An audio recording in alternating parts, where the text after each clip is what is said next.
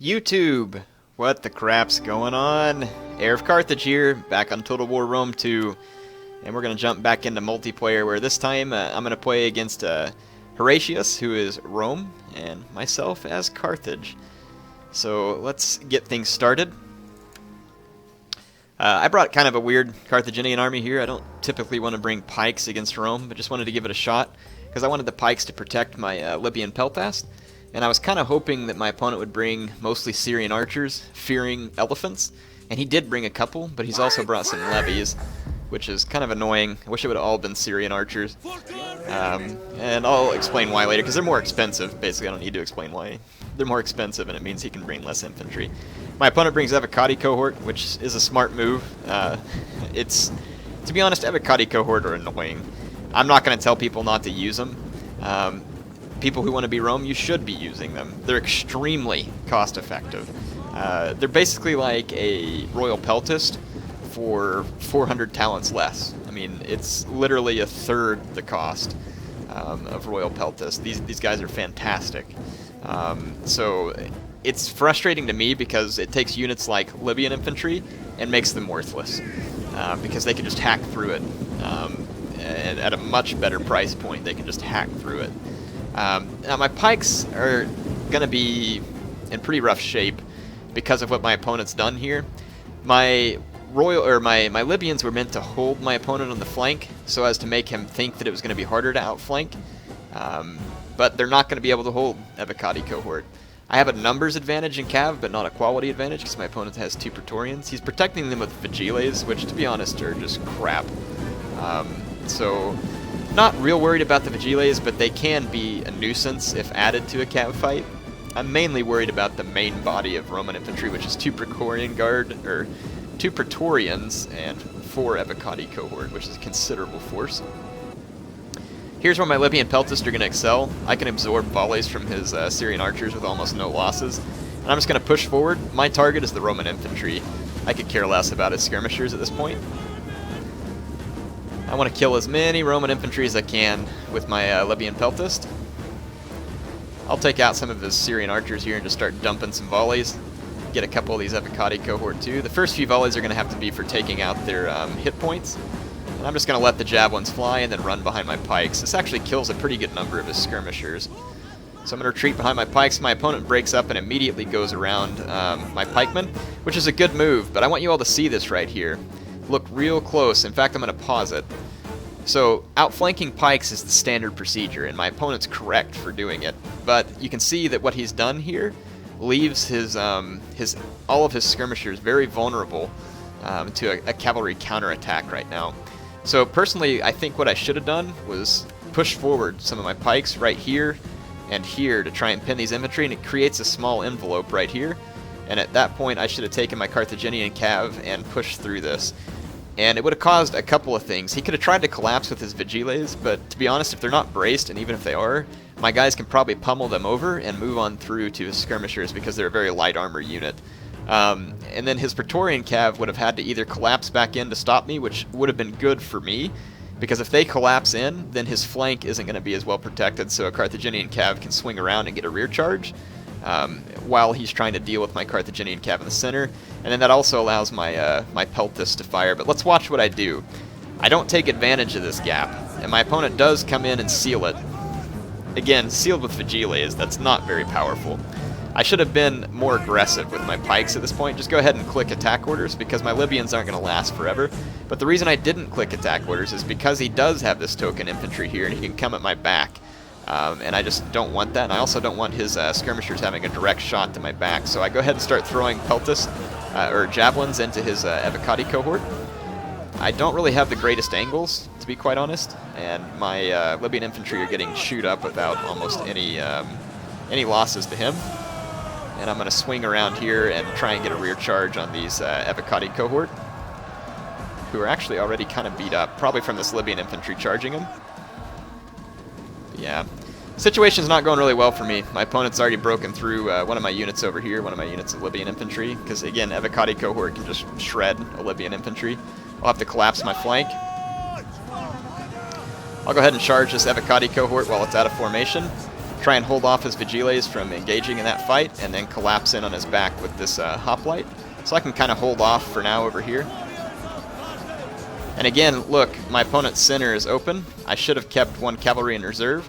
But I do go ahead and take advantage of something here in a minute. I'm going to send my general through, as well as my peltist in melee mode, to go take out all of his skirmishers that are now undefended. The problem is that I've been so slow to action on my flanks that his Evocati cohort and Praetorian Cav are just absolutely smashing my left flank. My right flank's holding out much better. You can see I'm actually taking down a couple of his Evocati cohort here. He got engaged onto the front of one of my pikes, and then these guys got surrounded by cavalry and other units. So again, not bad. And then my Libyan peltists are far better in melee than any of his skirmishers, and so I'm going to catch his guys here and start cutting them down, keep them from firing. The problem is that he's got Praetorian Cav almost free over here. I can keep these Praetorians pinned momentarily, but he'll be able to outflank me momentarily. So you see how he's going to finish off my Carthaginian Cav, and then he'll have an Evocati cohort and 2 Praetorians to go at me. Though for the moment, I get some nice kills against this Praetorian unit with my pikemen. Kills are slow, though, against these heavily armored units, but your pikemen will get them better than, you know, just sword infantry head-on with them. You can see some of the guys actually kind of squeezing through this gap. These Libyans here, just a distraction. Trying to get both of these guys around the flank is a distraction. Not sure what my opponent did here, but he charged his Praetorian Cav headlong into my pikes, which was a mistake that I actually really need, but then he corrects it by coming out after these peltists, which I was going to use to pin down these Vigiles. And I do actually start routing this Praetorian unit. On this flank, my opponent kind of disengaged from me and decided to go after my cavalry instead, which is a good move. I can't really force him to stay there engaged. Again, see, intercepting the Praetorians with a cheap unit just to hold it while I try and get position. It is a rather close fight, but I think my opponent has the tools he needs here.